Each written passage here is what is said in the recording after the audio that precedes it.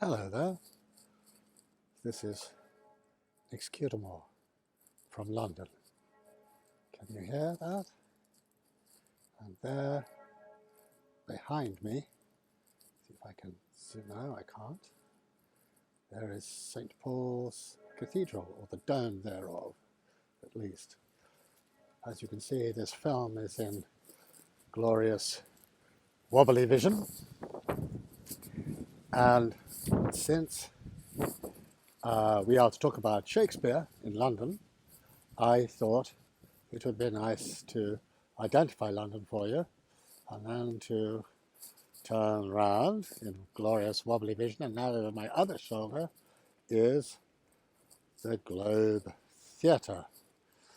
Is it not remarkable? And I thought it would be nice to start here before we go into my study, where there's really just the familiar row of books and the detritus of work. Hello again. It's a bit chilly down there by the river, really, wasn't it? So I think I'll do the rest of this introduction indoors, where we have literature on display, but in lockdown London, dentistry is a little bit harder to achieve. However, it's fair to say that from 1899 to the present day, Shakespeare has always been perceived as high culture, and that successful films taken from his plays are supposed to confer prestige upon the egalitarian but often rowdy mainstream of commercial cinema. Certainly, some studios and film producers have occasionally hoped to be blessed with some of that prestige, spending large sums of money and engaging popular stars, seeking the rewards of profit and Oscars. The trick for these producers and the established film or stage stars who are often hired to play the lead roles is to retain sufficient of Shakespeare's ancient poetry to justify claims of high art, while devising a narrative arc that will propel the story forward as a film. Thus, Shakespeare on screen remains what it has been since its inception, an act of translation. I would like to suggest that these translations of Shakespeare's text to the screen come in three basic modes. The first, and closest to the founding theatrical experience, are filmed recordings of a theatrical production, such as those by the Royal Shakespeare Company in Stratford or London, or those at the Stratford, Ontario Festival, for example, and of course also the comparatively recently developed Live from the Theatre cinema screenings exemplify this first mode very well. The second mode are movies that largely depend on Shakespeare's poetry for the dialogue, but also exploit the rich resources of cinema, as opposed to stagecraft, to present a filmic interpretation of one of Shakespeare's plays. The third mode, and at a further remove from the originating text, are movies that borrow a plot derived from Shakespeare but abandon the language, and then adapt this new drama to a modern film genre, sometimes acknowledging the source, as often not. For example, Broken Lance is a 1954 Western in CinemaScope starring Spencer Tracy that draws its core of story and themes from Shakespeare's King Lear. The Tempest is the source for the 1956 science fiction film classic Forbidden Planet, while 10 Things I Hate About You, released in 1999, is an imaginative reshaping of The Taming of the Shrew as a teen rom-com set in an American high school. There are very many others, some few of them excellent adaptations, many less so. This lecture will focus mainly on films of the second type. That is, 7 films taken from Hamlet that represent 7 very different strategies that attempt to translate Shakespeare for the cinema screen. All 7 of these films were grand-scale projects with big budgets and created with the original intention that they should be appreciated by large audiences on the biggest of screens. Inevitably nowadays this can no longer be the case, at least not easily. 4 of the 7 Hamlets considered here speak English, 1 speaks Russian, another Japanese, and a third, the 7th, is silent, speaking not at all, except in the sense of title cards in German, here subtitled into poetic, if rather erratic, English. This provokes the question, if you take away the language, what on earth is left that can be justifiably demonstrated as Shakespearean? I hope to make just such a plausible justification to you over the next 80 minutes or so. Thank you. Hamlet is the one Shakespeare character that most people can identify from just his image, especially whenever his cue prop, a muddy skull, is included in the image. That skull is like Indiana Jones' bullwhip or James Bond's Beretta pistol, a signifier of both his person and his special prowess. In Hamlet's case, his special prowess, I would suggest, is a gift for serious introspection. Hamlet would appear to be the most filmed of Shakespeare's plays. There are records of over 150 versions if you search the literature and the databases. Indeed, I have 17 different DVDs on my shelves at home that are entitled simply Hamlet. As a character, Prince Hamlet of Denmark will be presented to you here in this lecture in various guises. As a political prisoner of conscience, as a sexual neurotic, as a gender-confused romantic, as an industrial spy with a personal grudge, as an action hero, as a slacker rich kid, and as a frustrated potential ruler of good intent. Shakespeare's play is protean and can be shaped to fit the conceptual design of any director of stage or screen. Equally, the role of the Prince of Denmark can be moulded to accommodate the particular skills of almost any lead actor, as well as that actor's vanities. As you begin to watch these film clips, my only assumption is that you are moderately familiar with the basic outline of the events of Shakespeare's play. I have added textual citations to most of the slides of this presentation for ease of cross-reference. These are based on the textual conventions of the second quarto's lineation. Rather than sequence the film clips in historical order of film release, the clips shown here will be arranged so as to approximate the sequence of dramatic events as they occur in Shakespeare's text, thus, hopefully, knitting the 7 film clips into something like a linked patchwork of narrative to evoke the whole plotline of Shakespeare's foundational drama. Let us begin now with the appearance of the ghost to the prince in this 1964 Russian film version of the play, directed by Gregory Kozintsev.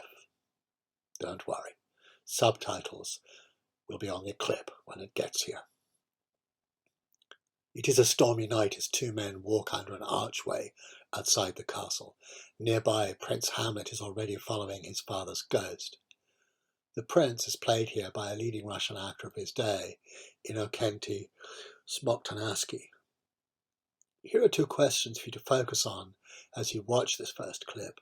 Question 1, what do you notice about the way the actors are presented within this sequence? Question 2, what is the director's intent in making these directorial choices of camera position, of actor choreography, and of gesture, of sound, and of costume design? Державе танской гниль! Наставь на путь нас, Господи!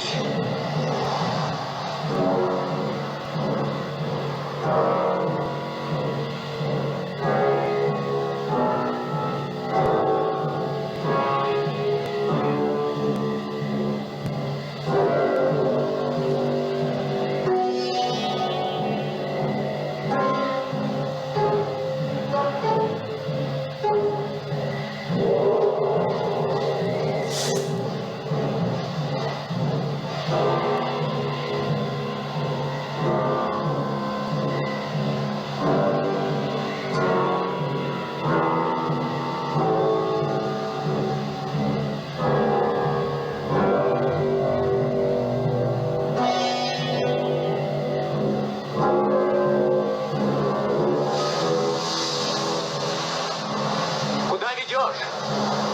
Я дальше не пойду. Следи за мной. Слежу. Доверься мне и выслушай. Внимать тебе мой долг. И отомстить, когда ты все услышишь. Что? Слушай. Слушай. Слушай. Если только ты впрямь любил когда-нибудь отца, О, Боже мой. отмсти за подлое его убийство. Убийство? Да, убийство из убийств. Как не бесчеловечны все убийства. Объявлено, что спящего в саду меня змея ужалила. Датчанин бесстыдной ложью введены в обман. Ты должен знать, мой мальчик благородный, змея, убийца твоего отца в его короне. О, мои прозрения. Мой дядя. Прелюбодей, увлекший королеву к постыдному сожительству с собой.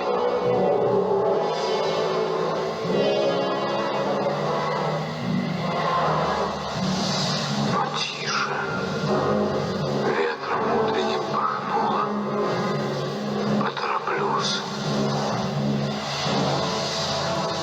Когда я спал, подкрался дядя твой с проклятым соком белины во фляге и в ухо влил настой. Так был рукой у брата я во сне, лишен короны, жизни, королевы. Ужас, ужас, ужас. Мой сын, не оставайся равнодушным. Не дай постели датских королей служить кровосмешению и распутству. Однако, как бы ни сложилась месть, не посягай на мать.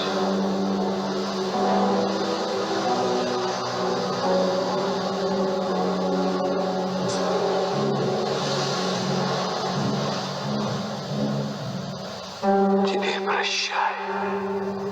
Пора. Смотри, светляк, встречая утро, убавляет пламя.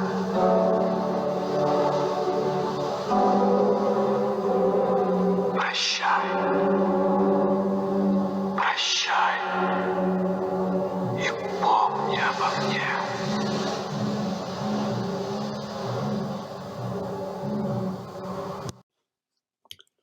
Director Kosintsef presents A Night Exterior. It's windy and cold and dark. The guards come through a gated archway. Hamlet follows the ghost, a huge armoured behemoth, a vast dark cloak flowing from its phantom shoulders.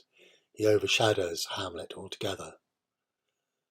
The camera seems almost to cringe below this alarming figure, a figure that strides massively away towards a more removed ground and beckons Hamlet to follow.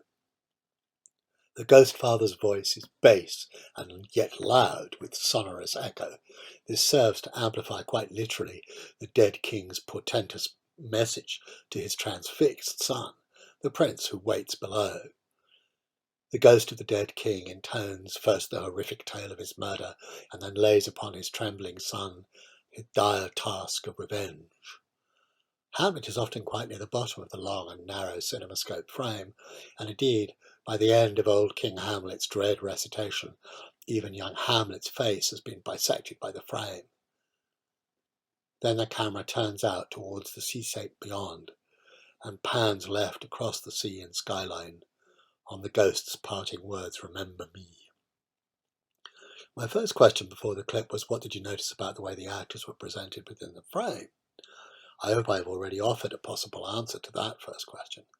The ghost is massive and terrifying to behold, filling the frame, while the prince is overawed and shocked and confined to the lower part of the wide frame as the ghost speaks.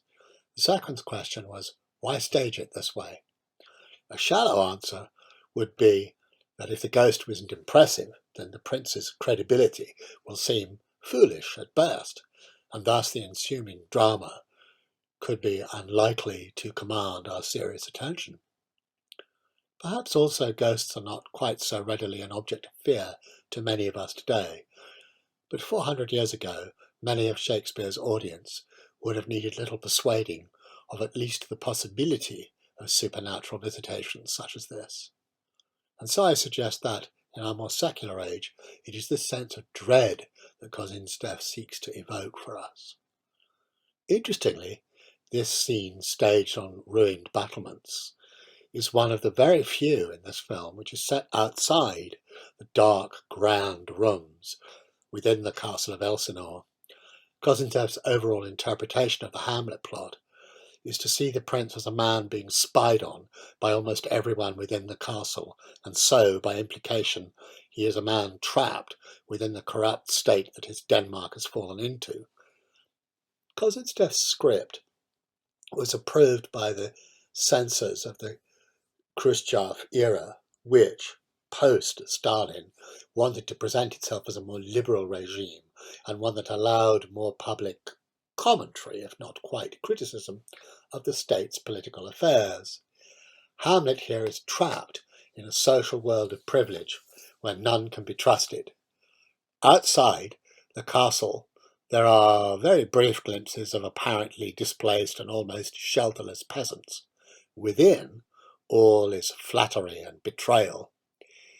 Innocenty Smoczynski plays the prince as a frustrated man of honour who is determined to uncover the evidence of a crime he knows lies behind the ascent of his uncle to the throne.